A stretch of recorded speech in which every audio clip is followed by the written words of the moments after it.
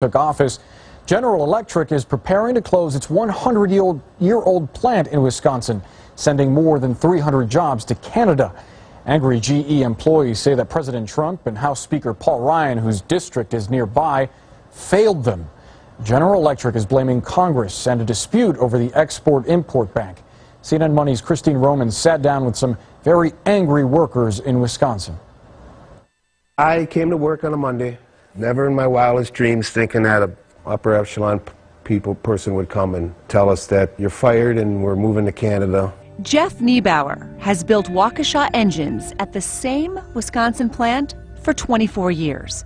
In 2014, President Obama praised this GE factory as a symbol of American manufacturing. What you're doing at this plant and across this region can be a model for the country. A model that didn't last.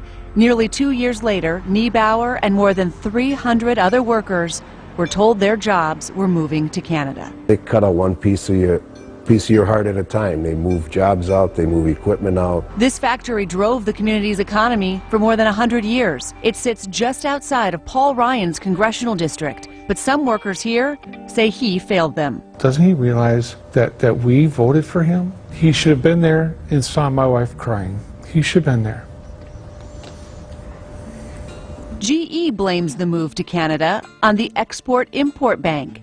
It's essentially a government credit agency used to finance U.S. exports. GE says it relies on that financing to help sell its products abroad. Speaker Ryan has slammed the Export-Import Bank as corporate welfare, and Congress let its charter expire in June 2015. Canada saw an opportunity, offering GE financing if it would build a factory there. GE took the deal, and by the time Congress reauthorized the bank 5 months later, it was too late. A spokesperson for Paul Ryan says the speaker finds GE's decision deeply disappointing and says the company's Export-Import Bank reasoning doesn't match up. But GE says if the bank had been reauthorized in those 5 months, these workers would still have their jobs. But GE's employees don't buy it. I don't know if you want to call it corporate greed. I mean, a company the size of GE shouldn't need that kind of financial help.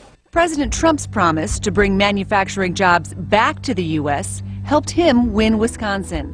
This was actually the first time I ever voted. He was saying the things that the average person who wants to see more decent paying jobs that somebody could support a family on. Now General Electric CEO Jeff Immelt is on the President's Manufacturing Council. Before, he chaired President Obama's Economic Advisory Board. Little comfort to these workers watching their factory jobs disappear. I thought this was going to be the place, where I could retire out of. Wisconsin's unemployment rate is below the national average, and manufacturers in Waukesha are hiring. But these workers say those jobs don't pay nearly as much as the union jobs at GE. To find a job that kind of money we make now is going to be pretty impossible. You can't support a family on $17 an hour. Even as they search for new jobs, their anger is raw. I don't own anything GE anymore. I don't even have a GE light bulb in my house anymore. Christine Romans, CNN Money, New York.